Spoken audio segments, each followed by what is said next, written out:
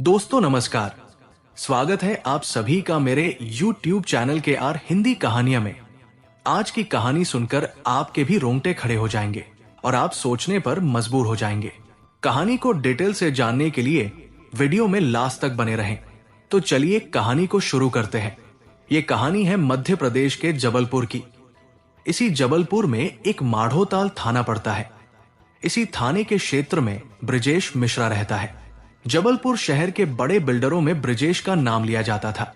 उसकी अपनी construction company थी जिसमें कई लोग काम करते थे। उन्हीं में से दो थी अनिका मिश्रा और सोनम। दोनों एक दूसरे की अच्छी दोस्त बन गई थी। इसी बीच अनामिका और ब्रिजेश की नजदीकियां बढ़ने लगी। अनिका जो कि बहुत ही खूबसूरत और सरल स्वभाव की थी और ब्रिजेश को उसकी सादगी बहुत पसंद आ गई। दोनों ही अविवाहित थे और एक ही समाज से थे, इसलिए अनिका को पूरा भरोसा था कि जब वक्त आएगा तो ब्रिजेश उसी से शादी करेगा। धीरे धीरे ब्रिजेश अनिका के घर भी आने जाने लगा। अनिका के घर वालों को भी ब्रिजेश पसंद था। उन्हें लगता था कि उनकी बेटी के लिए इससे अच्छा रिश्ता और कोई नहीं हो सकता। इसलिए ब्रिजेश और अनिका की दोस्ती से उन्हें कोई आपत्ति नहीं थी। उन्हें यकीन था कि जल्द ही दोनों की शादी हो जाएगी। लेकिन अनिका के सपने उस दिन चकनाचूर हो गए जब 2 साल बाद अचानक ब्रिजेश ने शिखा नाम की लड़की से शादी कर ली।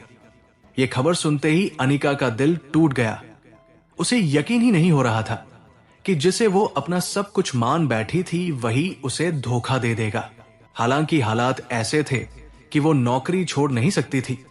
परिवार की जिम्मेदारियों के चलते उसे उसी ऑफिस में काम भी करना पड़ा जहां उसका रोज ब्रिजेश से सामना होता था। वो चाह कर भी कुछ नहीं कर सकती थी। बस अपने दर्द को दिल में दबाए रखना उसकी मजबूरी बन गई थी। 18 दिसंबर 2024 को माढ़ोताल थाने के टीआई विपिन ताम्रकार को खबर मिली कि बसंत नगर में किसी महिला पर चाकू से हमला हुआ है। पुलिस तुरंत मौके पर पहुंची, लेकिन तब तक मोहल्ले में किराए से रहने वाली सोनम और उसकी सहेली अनिका को पड़ोसी लोग पास के दीनदयाल चौराहे पर बने एक निजी हॉस्पिटल लेकर जा चुके थे। डॉक्टरों ने अनिका की हालत गंभीर देखकर उसे मेडिकल कॉलेज रेफर कर दिया। लेकिन अफसोस कि हॉस्पिटल पहुंचने से पहले ही अनिका की मौत हो चुकी थी।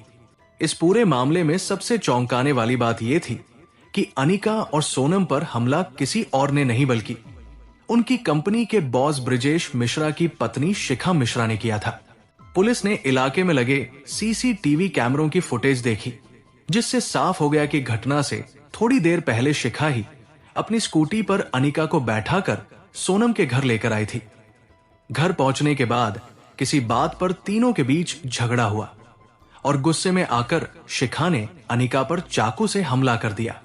जब सोनम ने अनिका को बचाने की कोशिश की तो शिखा ने उसे भी चाकू मारकर घायल कर दिया और फिर अपनी स्कूटी लेकर वहां से भाग गई। पुलिस ने बजरंग नगर में रहने वाली अनिका के परिवार वालों को उसकी मौत की खबर दी और साथ ही शिखा मिश्रा की तलाश शुरू कर दी। जब पुलिस ने शिखा के पति ब्रिजेश मिश्रा से संपर्क करने की कोशिश की तो उसका भी फोन बंद मिला। इससे शक और गहरा गया। पुलिस को लगा कि शिखा और ब्रिजेश जबलपुर छोड़कर भाग सकते हैं, इसलिए पुलिस की एक टीम को रेलवे स्टेशन और बस स्टैंड पर तैनात कर दिया गया ताकि अगर वो भागने की कोशिश करें तो तुरंत पकड़ में आ जाए। इसी दौरान सोनम के भाई प्रहलाद ने पुलिस को एक और चौंकाने वाली बात बताई। कल ब्रिजेश अपनी पत्नी शिखा और एक दोस्त के साथ हमारे घर आया था। सोनम के भाई ने आगे बताया, कल जब ब्रिजेश हमारे घर आया था तब उसने तो कुछ नहीं कहा, लेकिन शिखा ने अनिका और उसकी मां से जमकर झगड़ा किया था। वो बार बार ब्रिजेश और अनिका के रिश्ते को लेकर गुस्सा दिखा रही थी। इधर पुलिस ब्रिजेश को गिरफ्तार करने में कामयाब हो गई, लेकिन शिखा भाग चुकी थी। जब रेलवे स्टेशन के सीसीटीवी फुटेज खंगाले गए तो पता चला कि शिखा महानगरी एक्सप्रेस में बैठकर शहर छोड़ चुकी थी। पुलिस ने तुरंत शिखा की तस्वीर सतना पुलिस को भेज दी और ट्रेन में उसे तलाश करने को कहा। सतना जीआरपी ने ट्रेन के एसी कोच में छिपकर बैठी शिखा को गिरफ्तार कर लिया और उसे जबलपुर पुलिस के हवाले कर दिया। जब पुलिस ने शिखा से पूछताछ की तो वो पहले तो इस वारदात में अपना हाथ होने से इनकार करती रही, लेकिन जब उसे बताया गया कि पुलिस के पास उसकी पूरी सीसीटीवी फुटेज है, तो उसके पास सच कबूलने के अलावा कोई चारा नहीं बचा। आखिरकार शिखा ने अपना जुर्म कबूल कर लिया। पुलिस ने शिखा से कड़ी पूछताछ की, जिसके बाद उसने वारदात में इस्तेमाल किया गया चाकू भी बरामद करवा दिया। सबूत मिलने के बाद पुलिस ने शिखा के खिलाफ मुकदमा दर्ज कर उसको कोर्ट में पेश किया, जहां से उसे जेल भेज दिया गया। इसके बाद धीरे धीरे पूरी कहानी सामने आई कि आखिर शिखा ने इतना बड़ा कदम क्यों उठाया और इस खौफनाक वारदात के पीछे की सच्चाई क्या थी।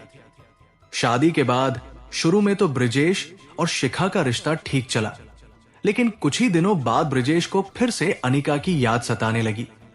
वैसे भी ऑफिस में रोज अनिका से मुलाकात हो ही जाती थी। काम के बहाने कई बार अनिका घंटों ब्रिजेश के केबिन में अकेली बैठी और प्रोजेक्ट पर चर्चा करती। अब दोनों के बीच पुरानी कहानी फिर से शुरू हुई या नहीं, इसका सच तो अनिका ही जानती थी। लेकिन अब वो इस दुनिया में नहीं है। जैसा आम तौर पर प्रेम संबंधों में होता है, वैसा ही यहां भी हुआ। शादी के करीब 1 साल बाद शिखा को शक होने लगा कि उसके पति ब्रिजेश और अनिका के बीच अफेयर चल रहा है। धीरे धीरे शिखा का शक यकीन में बदल गया और फिर शिखा के दिल में गुस्सा और बदले की आग भड़क उठी। शिखा के लिए यह बहुत मुश्किल समय था। वैसे भी कोई पत्नी ये बर्दाश्त नहीं कर सकती कि उसका पति किसी और औरत की तरफ झुके। लेकिन यहां मामला और भी संगीन था। जिस अनिका पर शिखा को शक था, वो रोज ऑफिस में ब्रिजेश के सामने या उसके आसपास ही रहती है। यानी जब तक ब्रिजेश घर पर होता था, तब तक तो शिखा उसकी मौजूदगी महसूस कर सकती थी। लेकिन जैसे ही वो ऑफिस जाता, उसका मन घबरा उठता। दिन भर उसे यही चिंता सताती कि ब्रिजेश और अनिका साथ में क्या कर रहे होंगे। हर पल उसे लगता कि उसका घर टूट रहा है, लेकिन वो चाहकर भी कुछ कर नहीं पा रही थी। शिखा चाहकर भी खुद को संभाल नहीं पा रही थी। उसका दिमाग बार बार अजीब अजीब कल्पना करने लगता। उसे लगता कि ब्रिजेश और अनिका कभी रोमांस कर रहे हैं, तो कभी इससे भी ज्यादा करीब आ चुके हैं। शिखा जितना इस बारे में सोचती, उसका गुस्सा और बेचैनी उतनी ही बढ़ती जाती। आखिरकार जब उसे ये सब बर्दाश्त नहीं हुआ, तो उसने ब्रिजेश से अनिका को लेकर सवाल करने शुरू कर दिए। धीरे धीरे ब्रिजेश और शिखा के बीच रोज अनिका को लेकर झगड़ा होने लगा। हर छोटी बड़ी बात पर मनमुटाव बढ़ता गया और उनका वैवाहिक जीवन नरक बन गया। शिखा के मन में एक सवाल बार बार उठ रहा था, अगर ब्रिजेश और अनिका के बीच कोई रिश्ता नहीं है, तो वो उसे नौकरी से निकाल क्यों नहीं देता। लेकिन ब्रिजेश ऐसा करने के लिए तैयार नहीं था। इसी वजह से दोनों के बीच झगड़े बढ़ते ही जा रहे थे। 17 दिसंबर 2024 को मामला इतना बिगड़ गया कि शिखा ने ब्रिजेश को मजबूर कर दिया कि वो उसे अनिका के घर ले चले। शिखा खुद अनिका से आमने सामने बात करना चाहती थी। ब्रिजेश किसी तरह का तमाशा नहीं चाहता था, लेकिन अगर वो शिखा की बात नहीं मानता, तो घर में और भी बड़ा कलेश और झगड़ा होना तय था। इसलिए उसने शिखा के साथ अपने एक दोस्त को भी लेकर अनिका के घर जाने का फैसला किया। अनिका के घर पहुंचते ही ब्रिजेश वहां चुपचाप खड़ा रहा, लेकिन शिखा ने अनिका को खूब खरी खोटी सुनाई। इस बीच अनिका की मां ने अपनी बेटी का बचाव करना चाहा, तो शिखा उनसे भी भिड़ गई। बात इतनी बढ़ गई कि शिखा ने मां बेटी दोनों से झगड़ा किया और अनिका को धमकी भी दी कि वो ब्रिजेश से दूर रहे, वरना अंजाम बुरा होगा। शिखा ने अनिका को धमकी देकर वहां से लौट तो आई, लेकिन उसका गुस्सा ठंडा नहीं हुआ। घर आकर उस रात पति पत्नी के बीच कोई बातचीत नहीं हुई। अगले दिन ब्रिजेश सुबह जल्दी घर से निकल गया और अपना मोबाइल भी बंद कर लिया। जब शिखा ने देखा कि ब्रिजेश का फोन बंद है, तो उसे शक हुआ कि वो अनिका के साथ ही होगा। इस शक को दूर करने के लिए वो सीधे ब्रिजेश के ऑफिस पहुंची, लेकिन वहां ना तो ब्रिजेश था और ना ही अनिका। दोनों को ऑफिस से गायब देखकर शिखा को और गुस्सा आया। वो फौरन साइट पर पहुंची, लेकिन वहां भी ब्रिजेश नहीं था। लेकिन अनिका उसे वहां जरूर मिल गई। शिखा ने अनिका से बैठकर बात करने को कहा, तो अनिका उसे अपनी सहेली सोनम के घर ले गई, जो प्रोफेसर कॉलोनी में रहती थी। दोनों के बीच बातचीत शुरू हुई, लेकिन जल्द ही ये बातचीत बहस में बदल गई। बात इतनी बढ़ गई कि गुस्से से बौखलाई शिखा ने पर्स में पड़ा चाकू निकाला और अनिका के पेट और पीठ पर ताबड़तोड़ वार कर दिए। सोनम ने जब अनिका को बचाने की कोशिश की तो शिखा ने गुस्से में उस पर भी हमला कर दिया, जिससे सोनम भी बुरी तरह घायल होकर गिर पड़ी। इसके बाद शिखा तेजी से बाहर निकली, अपनी स्कूटी उठाई और वहां से भाग निकली। शिखा वारदात को अंजाम देकर स्कूटी से भाग निकली, लेकिन पुलिस ने सीसीटीवी फुटेज खंगालकर जल्द ही उसकी पहचान कर ली। पुलिस ने उसके पास से वारदात में इस्तेमाल चाकू बरामद कर लिया और कोर्ट में पेश किया, जहां से उसे जेल भेज दिया गया। शिखा पर आईपीसी की धारा 302 हत्या, 307 हत्या का प्रयास और 450 घर में घुसकर हमला करने के तहत मुकदमा दर्ज किया गया। अगर अदालत में आरोप साबित हो जाते हैं तो शिखा को उम्र कैद या फांसी की सजा भी हो सकती है। सोनम के जख्मी होने के कारण उस पर हत्या के प्रयास का भी मामला चलेगा, जिसमें उसे 10 साल तक की सजा हो सकती है।